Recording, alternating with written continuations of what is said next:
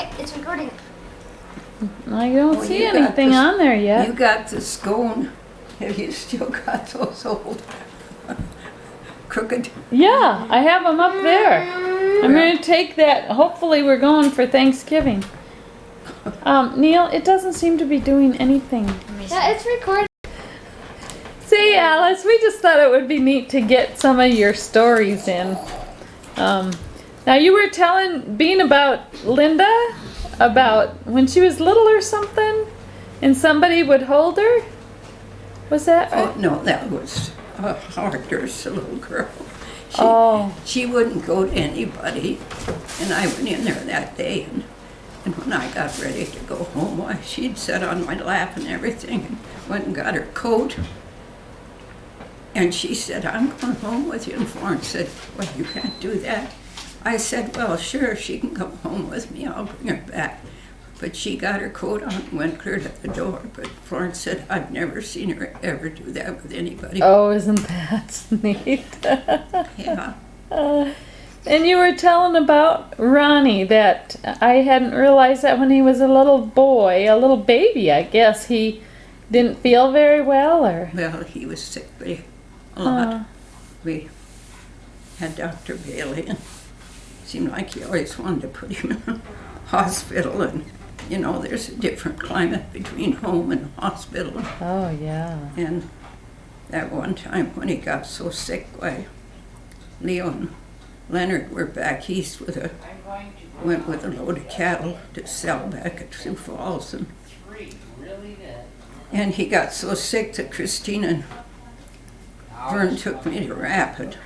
Who's Christina and Vern? That was Leo's sister. Oh, okay. And they just dumped me out there. And I had no way to get home. Oh.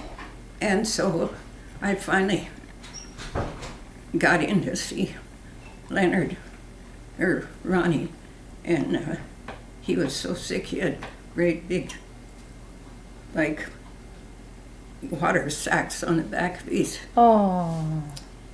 What was that from? I don't know. And that nurse was she was a kind of a mean old nurse. She wouldn't let me in there. Oh. So when the doctor come, I said, I can't believe if he's that sick I can't see him. And he said, well, just follow me. He said she gets awful possessive or something. And so I come out of there and I called Sioux Falls, the auction thing there. And I got a hold of Leo. And I said, you gotta go home. I said, they don't expect Ronnie to live. And so he said, there was a guy sitting there, the head guy. He said, oh, I think there's a cattle buyer heading for there pretty soon. And so he gave Leo a ride out there. And of course, when we got there, I don't know who took us home because I didn't have anything to. Wow. So, no, he was sick a lot. Every shot he got, his little arm would just swelled up purple clear to here. We just rock him all night long. One of us would take part of the night, the other one part of the night. So I didn't care much about shots. I just don't think they were the thing for him. Yeah. But the other kids, they had their shots and didn't bother them. So. So how old was he when he was going through all this? Well, he was just a baby. Wasn't even walking yet. So, no, lots of experiences. Of course, people say you just don't know how to raise him. Well, I said, I haven't had a child before, but I'm trying to follow the doctor's orders. Yeah. You know how that goes. Yeah. But. So what year was Ronnie born?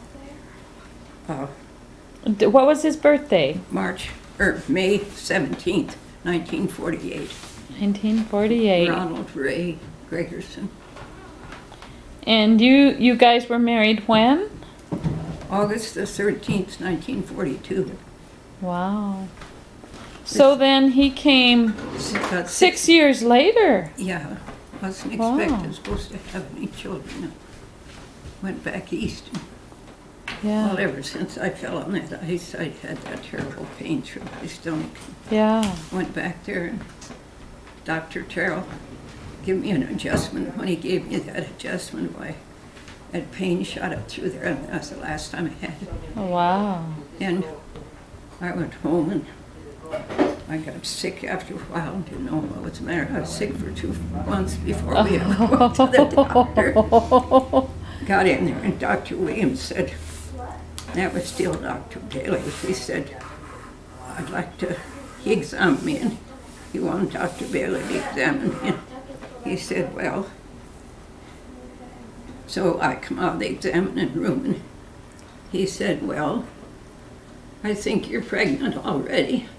So I started to cry, and he said, well, what are you crying about? And I said, well, didn't you ever hear of tears for joy? He said, no, really, I never did. So, Well, he did after that experience. so no, the other kids they weren't hardly sick, you know, so Yeah. you just never know. So then Linda was born next. And it was born September 26, 1950, and I had Dr. Holman. And we didn't have any problems there. He was just a jolly old guy, and I guess you learn from the first one. Yeah. Anyway, when Ronnie got the measles, she was laying in the crib, and so the doctor gave her so much of a shot of the measles and gave the rest to me, and I've never had the measles. And Oh. she didn't either. Wow. So, no, I remember I had a plastic party. Like a Tupperware kind of Yeah, and she was in the crib in the corner. thing? Uh-huh. Everybody had such a great time of playing with her. But you know, that plastic, I've still got it. It's not stiff, cracked, anything. Wow. But I won a bedspread. Huh. So I put that on the bed. It had red roses in it. And that night I just turned it down halfway. Middle of the night, Neil said, I'm just sweating. Terrible. Oh. Because it was a plastic Yeah. bed. The heat couldn't come out. But that was the best. Of course, they had all kinds of plastic. But Oh, I sure. tell you, the curtains, if Everything. I find them, there's still someplace if I can find them. But that was the best party I had. Hey, Mom, Oh. when you want to have different scenes, you just press the record button and then start recording again, and then you can choose different scenes from where you stopped. So, Leonard, he was born on September 7th, 1959. Oh, okay. So 3 years after, Linda was 56, did you say? Linda and Ronnie were 18 months apart. Oh, Leonard was okay. 9 years from Oh, Linda. okay. and 11 years from Ronnie. Ronnie. And Ronnie was born in the Sisters Hospital in Rapid. Linda was born in that one out in Bacon Park. Oh, I forget what yeah, you yeah. call it. And Leonard was born in Hot Springs with Dr.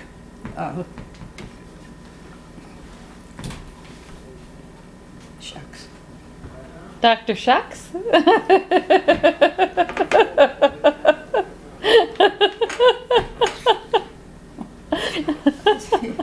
Butler and Roper, There you Dr. go. Roper. All right.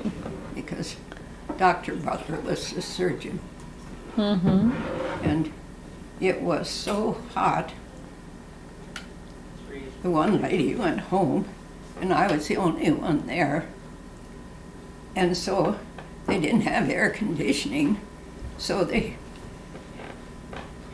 I was on the right side towards the west, and so when noon came, they moved me to the east, and then they brought him in there too.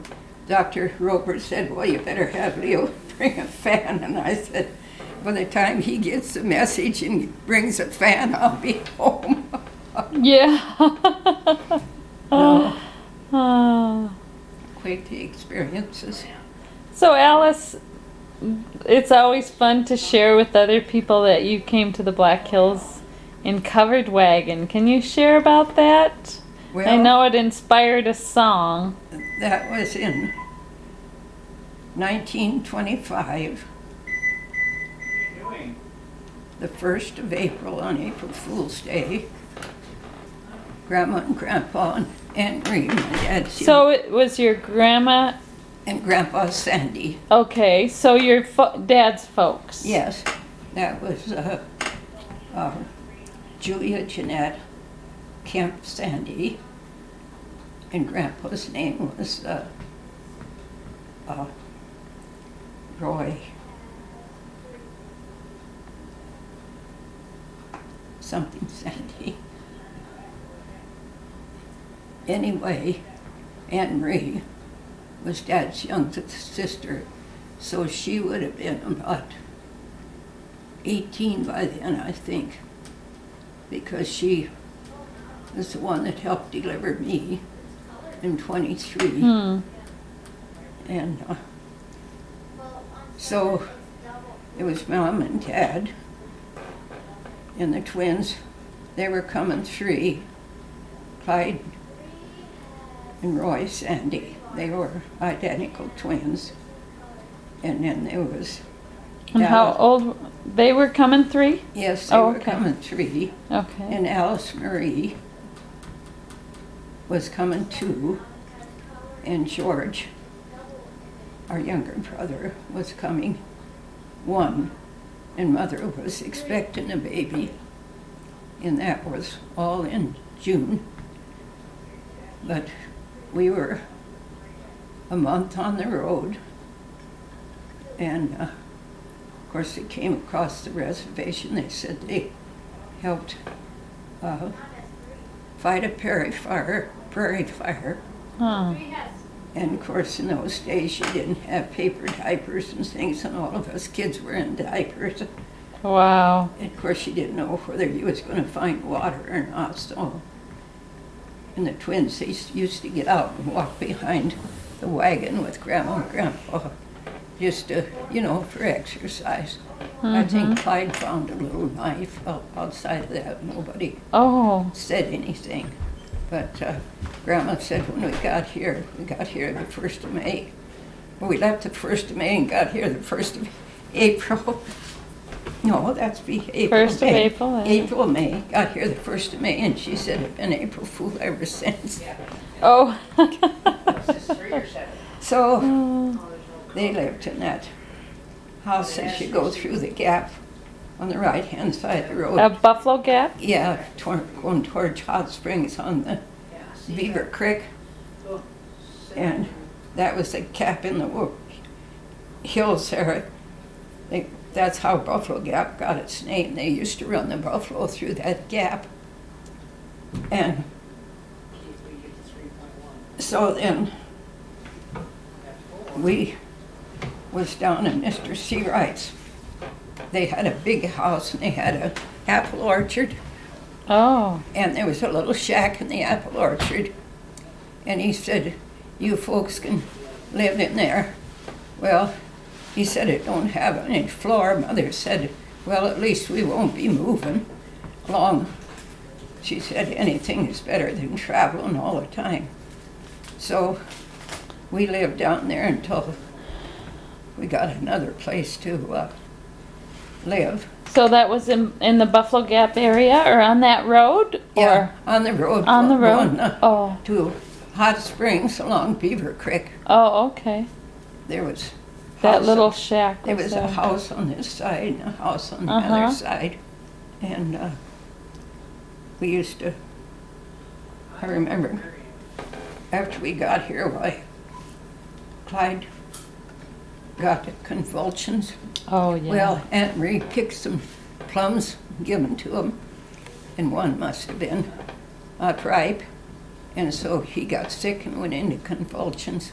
Mhm. And Grandma dipped him from cold water to, it was not real hot, but, and brought him out of the convulsions, and then they took him to the hospital. I think he was there a week, and Mother said when she took his clothes in and dressed him, and they both looked alike, why, the nurse came in, she couldn't tell them apart. She didn't know who she'd been Oh, doctor. huh. So just kind of went from there to different places. We lived, I don't know, moved. Wow. Until finally your dad was able to get a house or a ranch, or? Well, we just lived in, we never did own a house in Buffalo Gap. We just Oh. lived in rented houses. Uh-huh. I think from there, we was out east of Buffalo Gap on about 12 miles east of Buffalo Gap. Lived out there, and he worked for this guy that combined grain and stuff. John Stoker. I used to call him John D. Poker Stick. 'Cause I couldn't say Stoker, so. But anyway, I remember Dad lost his billfold. Oh. So we were all out there in that field looking, and I found this little knife, or scissors that folds up. Hmm. I've still got them. Do you We really? used to trim everybody's toenails and fingernails with them. They were just the neatest things that you could think of. That was a real treasure, wasn't Yes, it, it Alice? was, but we never did find his billfold. I suppose probably in some of the hay or something that they thrashed, you know, so it could have went through the thrashing machine. So did it have his driver's license for driving a team? No, what did they call them? The jokes. That famous basketball players. What in the world? Job Trotters? Yeah, they was going to play in Buffalo Gap at the auditorium, and we were supposed to be able to go in there.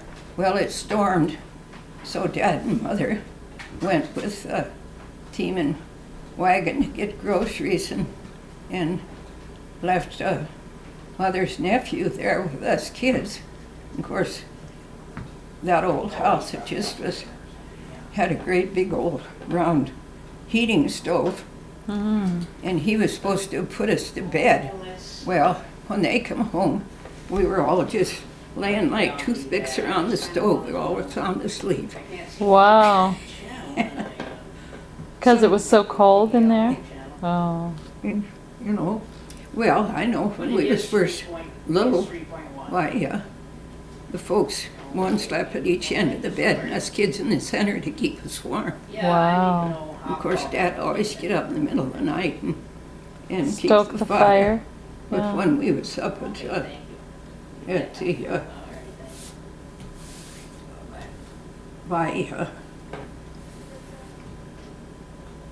courthouses, when we went up there to go to school up there at the Bakerville School, we lived in that old shack, and it didn't just had the rafters and the studding, and so somebody gave her newspapers, and we made paste from flour, and we And water. papered the ceiling across the rafters, went around each studding, and Grandpa had made me a bed. I never ever had a bed. Every place we moved, I slept on a table with chairs or something up there so it wouldn't roll off. And so he made me that. It was, he called it Quaking asp. It was like this that you got out here, that white. Anyway, he made the bed and put it together and drilled holes, and then he took rope and wove it through there to make my mattress. Where the mattress pad would go on. And then Mother dried corn shucks Oh, yeah. and made a shuck tick, Wow. and that was my bed there. And of course, it was right along next to that stove, and she'd always do my hair up in rags, Oh, yeah. you know. And so I'd lay one way for get warm, then I'd turn over and get warm the other way. And probably Dad would get up 3 or 4 times in the night Wow. and build a fire, but still it'd freeze the water pail, the water in the water pail. Wow. So it was, people would come there and they'd see something on the ceiling, so they'd step on the bench and step up on the table. Oh, and read the paper. Oh, some article that they'd see. So then we moved to the homestead, which is now the new adoption to the new Wind Cave National Park. And when we moved up there, Dad had taken them old cars like Hudson's and them. He took the front end off and left the back end on. Then he fixed a tarp to go over the front of that, and he put 3 back seats out of cars in there, and that was where the boys slept. And he hooked that to the back of the old, I suppose it was a car, maybe he had an old truck at that time. And then he set up a tent and a lean-to, and the cook stove, he had oilcloth on part of it to keep off the wind. And I don't know how he got that hole in the center of that to keep it from starting a fire when he put it up through Oh, that yeah. tarp stuff. The chimney to, Yeah. or And- flue or whatever. Well, it was a chimney on the cook stove is what it was. And so the first night he stayed there the first night, and he usually came home on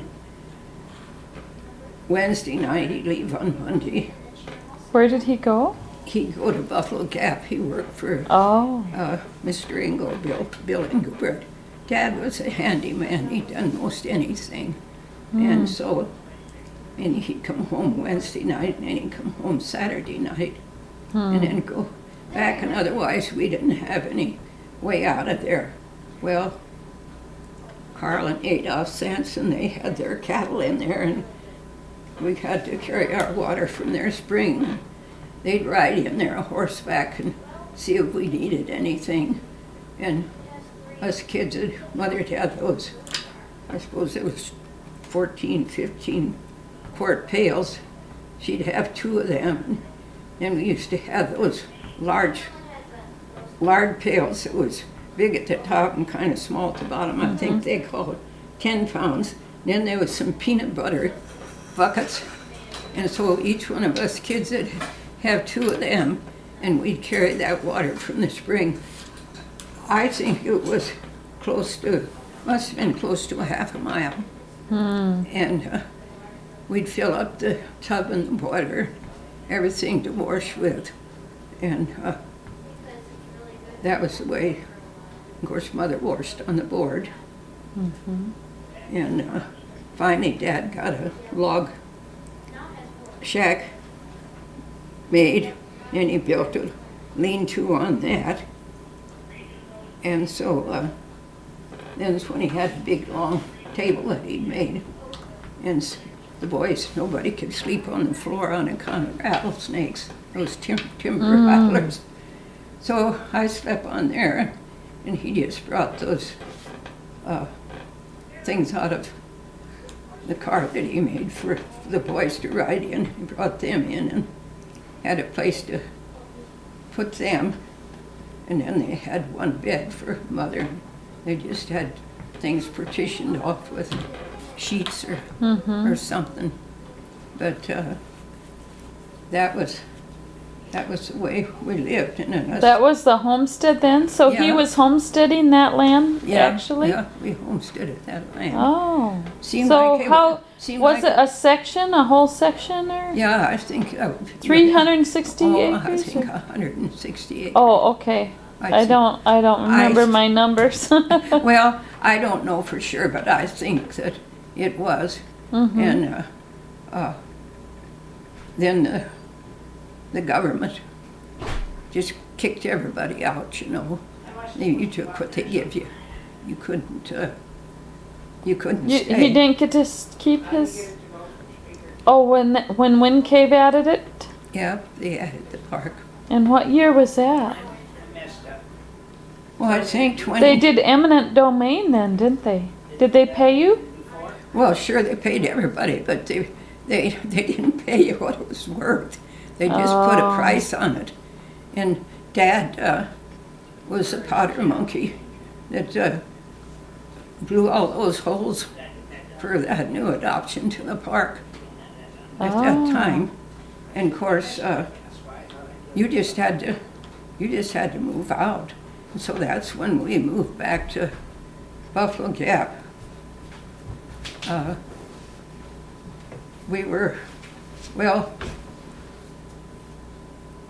We lived up near where the old Bakerville School was, Uh-huh.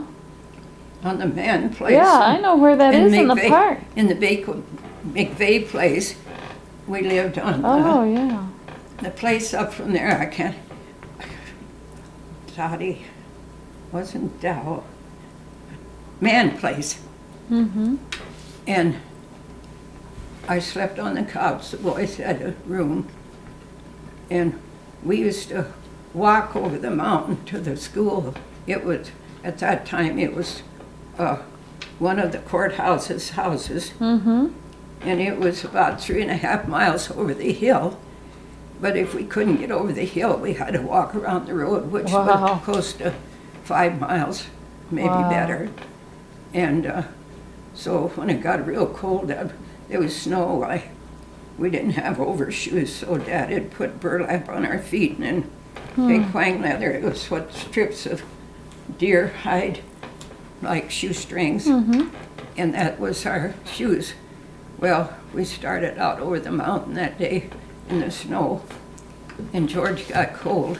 He'd keep us sitting down and crying, and we'd make him mad and get him real mad.